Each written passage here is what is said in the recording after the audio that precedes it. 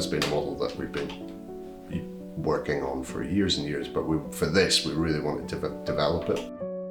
So obviously we had Taran Guitars that gave us absolute carte blanche on this instrument. I mean, what an opportunity, that's just incredible. But we work with clients, we work to a brief, that's our thing. So we started off and we wanted a brief, we sat down and we're like, right, what is it that this guitar has to do? What are we excited about? What kind of player would like this instrument? And ultimately it's somebody who's looking for something really dynamic. So the sound we were looking for was powerful, but warm, subtle, with overtone. The elements of the instrument had to come together to give all of those potential sounds and that dynamic. African Blackwood we work with it a lot, we know it very, very well, and we know how to control it. We wanted its focus and we wanted its power. That's what we wanted from the wood, and then we were going to lay everything else that we want in the sound over the top of it. So it was it's our foundation of the sound. That's why we used it. We procured some amazing exhibition grade Italian spruce. There's a warmth to it, but there's also just this kind of underlying power. Kind of what you would want to hear in Adirondack, but it's got, I don't know, it's that warmth that comes through, and it's a really controllable wood. We've always played around with different neck materials, because neck material has a huge impact on the sound of the instrument. So we managed to get Scottish walnut, of all things. This is the rarest wood in Scotland. It's just phenomenally difficult to get hold of. We managed to get 2 boards that were seasoned and ready to go from Balcarras, which is the neighbouring estate, to Balcaskey. Walnut is, it's very warm, can be very woody. We wanted the massive fundamental, but we wanted lots of warmth and overtone, which you don't associate with African Blackwood. But with the power on top of that, that's an incredibly different instrument. That's something to get excited about.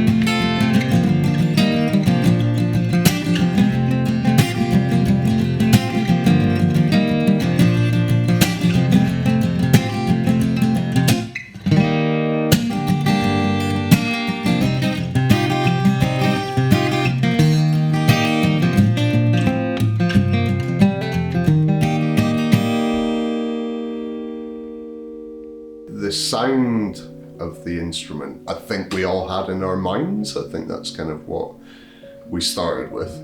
And then we did a drawing, and that drawing hung in the workshop for weeks and weeks and weeks, and we all looked at it and we all pondered it, and we all basically threw all of our ideas at it, and then got rid of ideas that were just didn't fit. And then literally when we were building it, everything kind of just went, yeah, no, that's right, that's correct, that makes sense.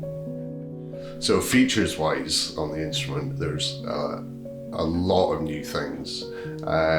New things that we've tried before but never put all together. So the new compression braces are an idea that we've all had and we've been developing all together for, well, God, a good few years now. I think the compression braces add so much to the sound of the instruments. However, what we started to kind of work out is that the material that they're made from influences the sound that you hear in the guitar as well, and that's very exciting. It's the recipe book thing.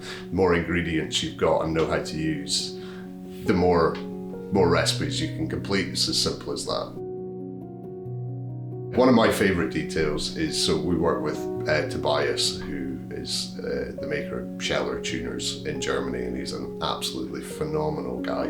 And the tuners that we ask him to make have got it's kind of a hammered effect on the back of the tuners, just on the plate. It's a very small detail. So, and on the inside of the guitar, we wanted to kind of emulate that. So around the front linings of the instrument, which are Belizean rosewood, we've basically hand carved, it's almost like an adze effect, and then gold leafed it. So if you look inside and look at the headstock, the relationship is between them. And then with the outside of the instrument, we've got really, really highly figured rosewood for the purflings, and then surrounding the purflings, we've got quilted maple, which is just phenomenal. And when that catches the light, you get this rippled effect shooting around the guitar. And the elm we've used in this, I mean, we use elm a lot, and it's the most beautiful stuff. It's absolutely wonderful. And I think choosing a piece of elm that again has come from Scotland, and but really considering how it's going to sit on the instrument. And if you look on the back of the neck, there's this beautiful flame going across just in the perfect part of the points of the headstock, and it just, yeah, all considered.